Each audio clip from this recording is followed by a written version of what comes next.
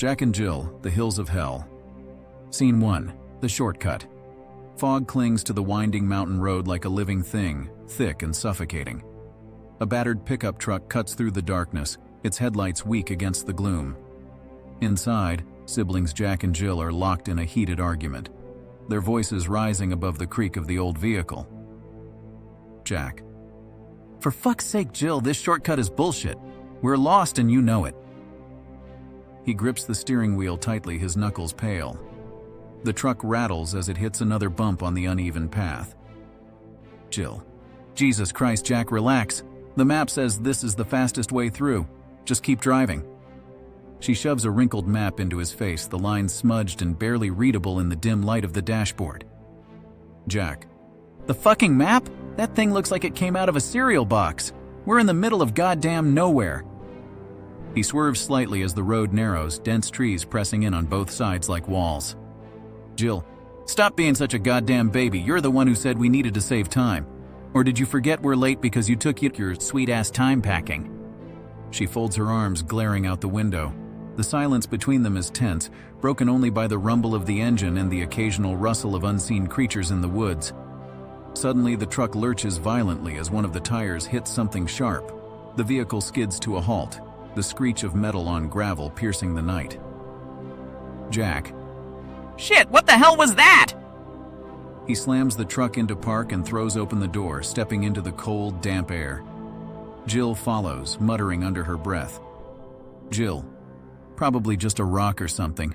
Let's get this over with.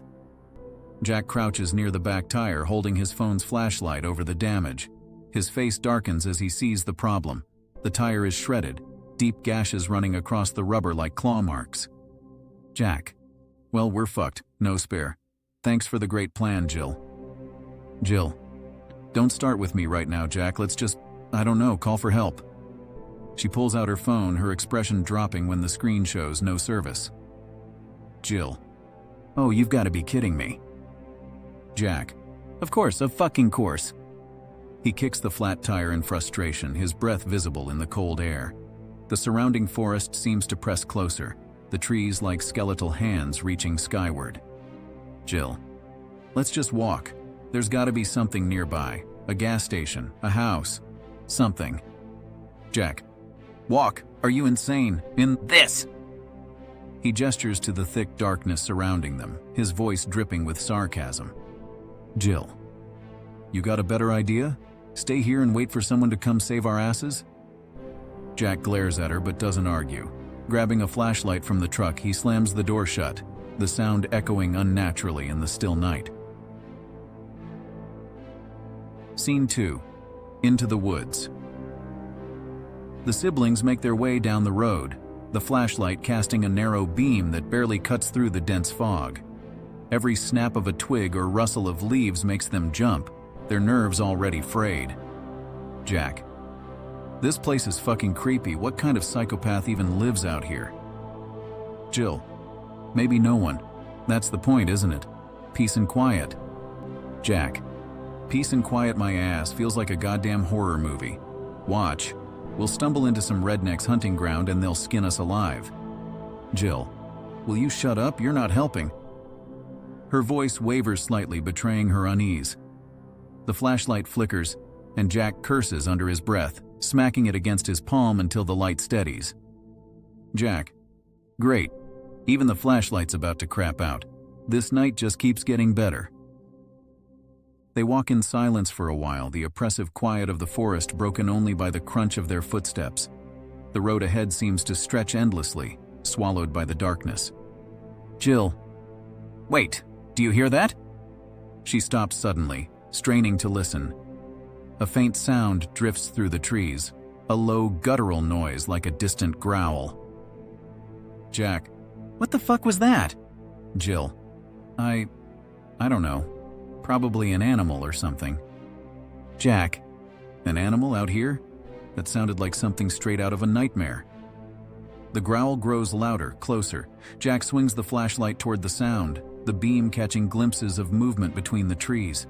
Shadows shift unnaturally, too fast to be animals. Jill. Jack. Let's go. Now. They pick up the pace, their footsteps quick and uneven. The growling is joined by other sounds, branches snapping, leaves rustling, as if something is stalking them from all sides. Jack.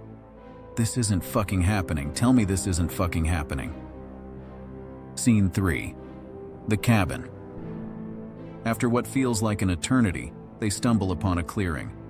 At the center stands a dilapidated cabin, its windows dark and broken. The air around it feels heavy, suffused with a strange metallic scent. Jill. Finally, maybe someone's inside. Jack. Yeah, because this totally doesn't scream murder shack. Jill ignores him and approaches the door, knocking loudly. The sound echoes, but there's no response. She tries the handle. It creaks open, revealing a dim interior. Jill. Hello? Is anyone here?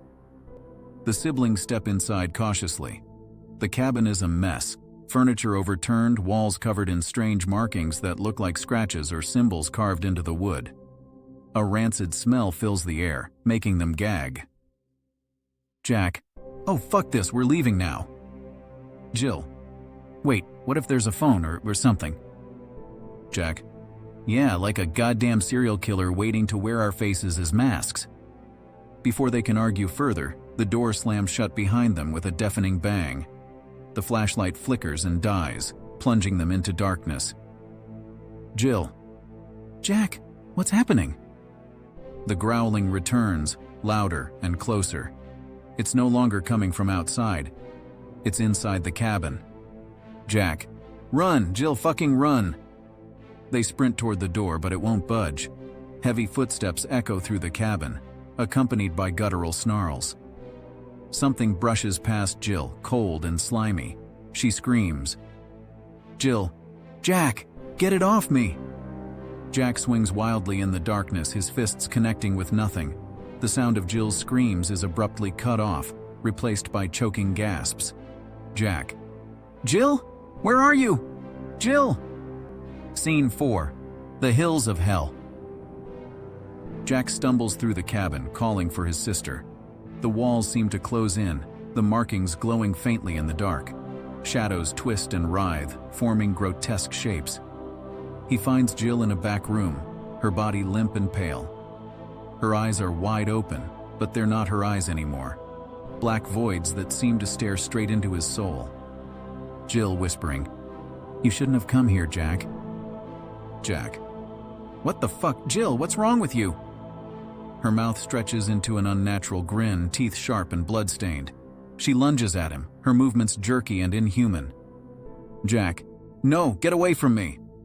He grabs a broken piece of wood from the floor, swinging it at her. The blow sends her sprawling, but she rises again, her body contorting grotesquely. Jack bolts from the cabin, tears streaming down his face. Outside, the fog has thickened, and the growling surrounds him once more.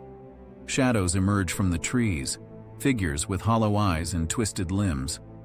They close in, their movements eerily synchronized. Jack. Stay the fuck away. He runs blindly, tripping over roots and rocks. The figures follow relentlessly, their guttural noises forming a haunting chorus. The landscape around him shifts unnaturally, the hills seeming to pulse and breathe.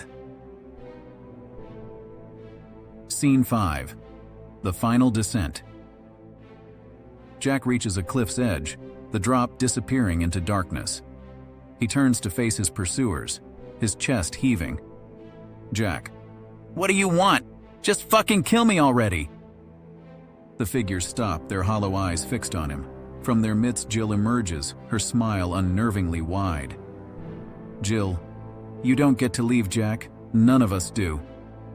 Her voice is layered with others, a cacophony of whispers and screams.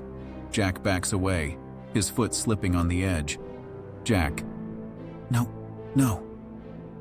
Jill reaches out to him, her hand unnaturally long and clawed. Jack lets out a final scream as he loses his footing, plummeting into the abyss.